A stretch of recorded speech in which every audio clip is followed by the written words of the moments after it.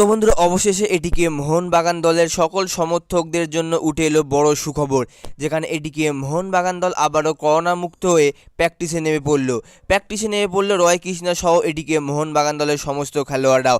এছাড়াও প্র্যাকটিসে নেবে এটিকে মোহনবাগান দলের কোচ জুয়ান ফ্রান্ডো। তিনি কি বললেন আসুন বন্ধুরা এক নজরে সম্পূর্ণ ভিডিওটি দেখে নেওয়া যাক। তবে ভিডিওটি শুরু করার আগে আপনাদের কাছে একটাই অনুরোধ, যারা প্রথমবার আমাদের চ্যানেলে এসেছো তারা প্লিজ আমাদের এই চ্যানেলটিকে সাবস্ক্রাইব করবেন এবং পাশে থাকা বেল আইকনটি প্রেস করে আমাদের সঙ্গে যুক্ত থাকবেন। তো বন্ধুরা এটিকে মোহনবাগান দল শেষবার অনুশীলনে নেমেছিল 7ই জানুয়ারি। তারপর 8ই জানুয়ারি এটিকে মোহনবাগান ভার্সেস উড়িষ্যা এফসির ম্যাচটি ছিল, কিন্তু সেই সময় এটিকে মোহনবাগান দলে করোনা ধরা পড়ার কারণেই সেই দিন এটিকে মোহনবাগান ভার্সেস উড়িষ্যা এফসির ম্যাচটি স্থগিত করে দেওয়া হয়েছিল। তারপরই 9 তারিখ থেকে এটিকে মোহনবাগান দল হার্ড কোয়ারেন্টাইন শুরু করে এবং তারপর থেকে প্রতিদিনই সবুজ মেরুন শিবিরে কোনো না কোনো সদস্য করোনায় আক্রান্ত হয়েছে। তাই ঘরবন্দি ছিল এটিকে মোহনবাগান দলের সমস্ত খেলোয়াড়রা, যেখানে তারপর 15 তারিখ বেঙ্গালুরু এফসির বিরুদ্ধে এটিকে মোহনবাগান দলের শেষ ম্যাচটি ছিল এবং সেই ম্যাচটিও এই করোনার কারণে স্থগিত করে দেওয়া হয়েছিল।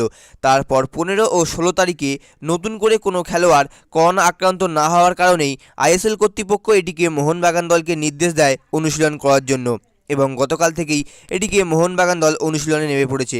যেটা গোপন সূত্র থেকে জানা যাচ্ছে, গতকাল বিকেলে এটিকে মোহনবাগান দলের সকল খেলোয়াড় এবং কোচ জুয়ান ফ্রান্ডো অনুশীলনে নেমেছিল, যেখানে করোনা থেকে সুস্থ হয়ে অনুশীলনে যোগ দিয়েছেন রয় কৃষ্ণা এবং রয় কৃষ্ণা সহ এটিকে মোহনবাগান দলের একাধিক খেলোয়াড় প্রথম দিন প্র্যাকটিসে নেবেই দুর্দান্ত ছন্দে রয়েছে।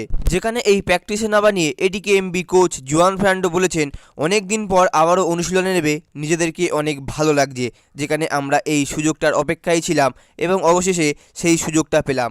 যেখানে আমার দলের সমস্ত খেলোয়াড়রা বর্তমানে মানসিক ও শারীরিকভাবে অনেকটাই সুস্থ হয়ে উঠবেন, তার কারণ তারা আবারও অনুশীলনে যোগ দিয়েছেন।